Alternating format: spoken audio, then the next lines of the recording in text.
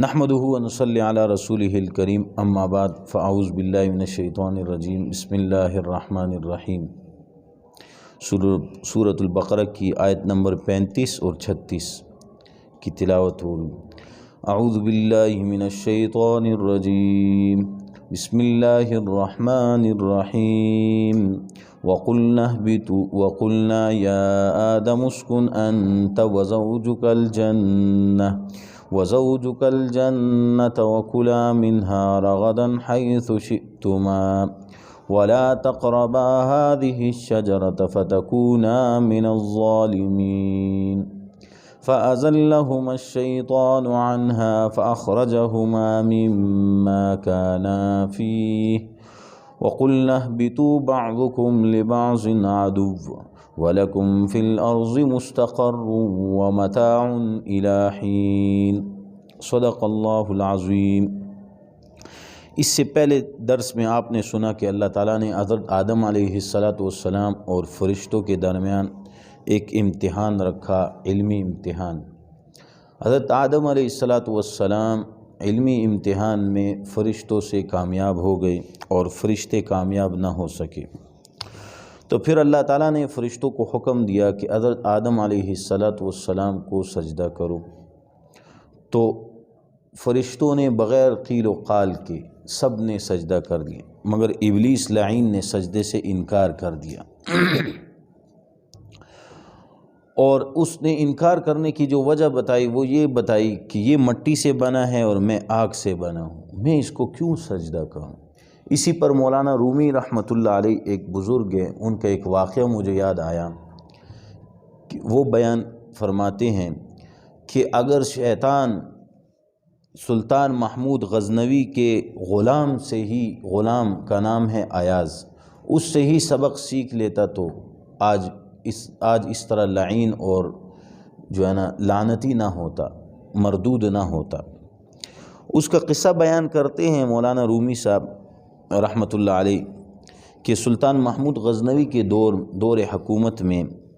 ایک نوعمر لڑکا تھا اور اس کا نام تھا ایاز، اور بہت ذہین اور سمجھدار لڑکا تھا۔ مجلس میں بادشاہ اس کو اپنے پاس بٹھاتا تھا، اور جو اس کے وزیر اور مشیر تھے ان کو یہ بات پسند نہیں تھی کہ اس چھوٹے بچے کو اپنے پاس بٹھاتے ہیں بادشاہ، اور کسی بڑے آدمی کو اپنے پاس بٹھایا کریں۔ ایک دن سلطان محمود غزنوی نے یہ سوچا کہ چلو آج امتحان ہو جائے۔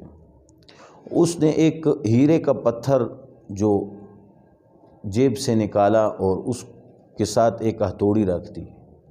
اور تمام وزراء کی مجلس لگی ہوئی تھی، اس طرح بھی ادھر مجلس لگی ہوئی تھی، تمام وزراء بیٹھے ہوئے تھے۔ ایک وزیر کو بلایا اور اس کو حکم دیا کہ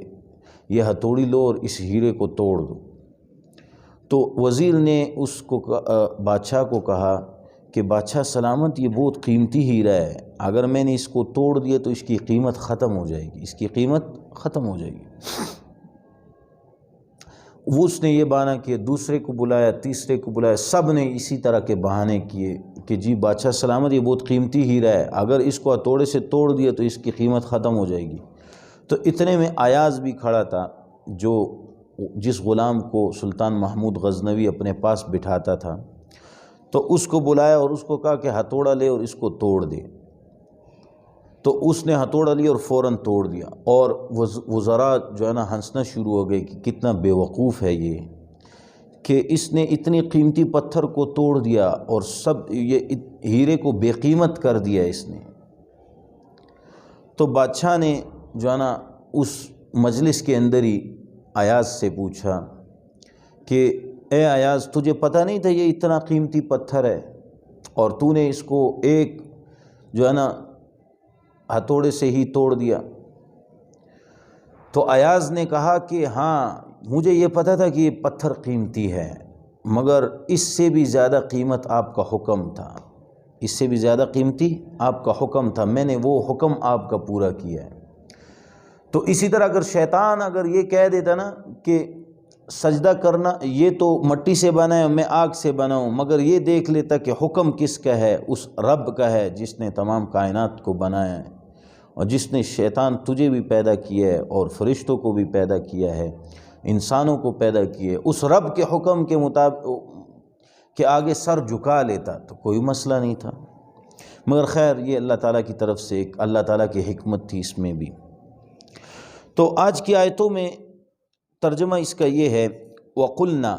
یا آدم اسکن، ہم نے کہا اے آدم تو رہ، وزوجک الجنہ، تیری بیوی، تو اور تیری بیوی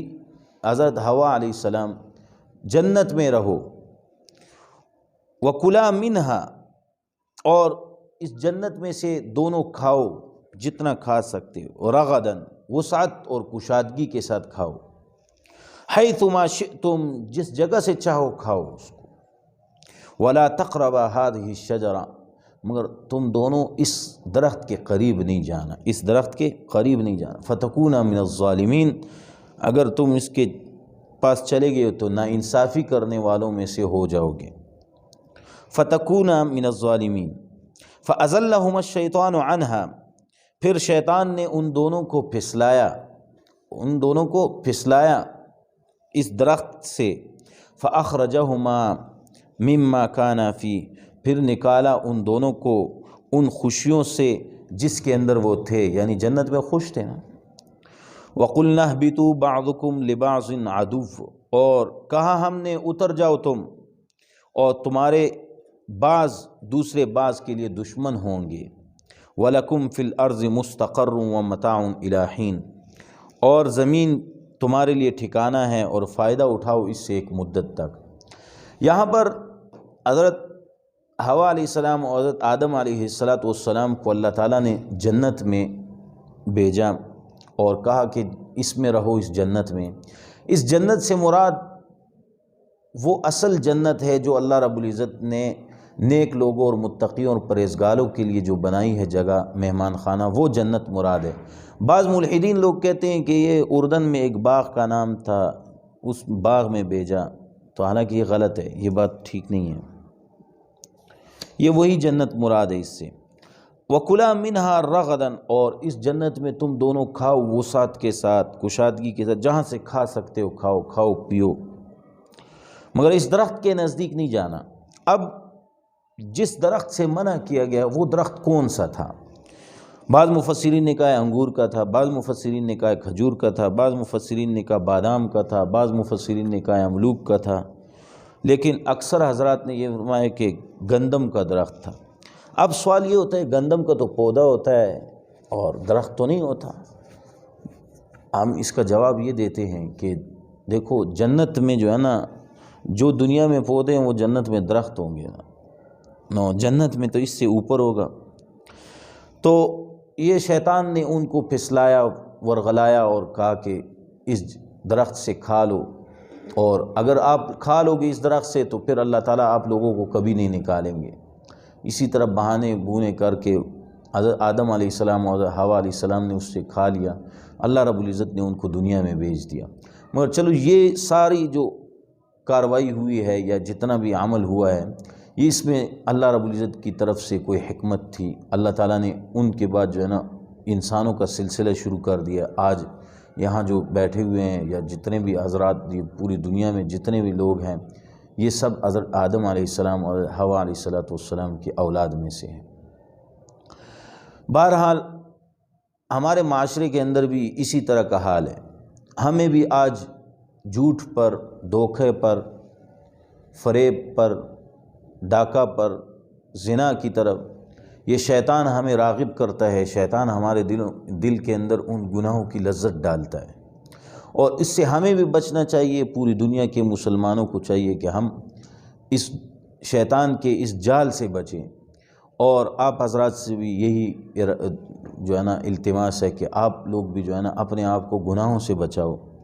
گھروں کے اندر جاؤ تو گھروں کے اندر بھی لڑائی جھگڑوں سے بچو، جھوٹ سے بچو، بچوں کے سامنے بھی جھوٹ نہیں بولا کرو، تاکہ جھوٹ کا اثر اس بچے کے اندر نہ پیدا ہو۔ گناہ کا اثر ہوتا ہے، گناہ کی ایک بدبو ہوتی ہے جس سے فرشتے بھاگتے ہیں۔ تو گناہوں سے اپنے آپ کو، اپنی زندگی کو پاک کرو، اور اب موت تک اللہ رب العزت ہمیں بھی اور آپ کو بھی قرآن پاک اور دین کے ساتھ اور ایمان کے ساتھ کامل و سلامت رکھے۔ اللہ رب العزت ہمیں بھی ایمان سلامت رکھے اور موت کے وقت ہمیں بھی کلمہ نصیب ہو، اور جب موت آئے تو ہمارے زبان پر کلمہ بھی جاری ہو، لا الہ الا اللہ محمد الرسول اللہ۔ آمین آمین برحمتک یا ارحم الراحمین۔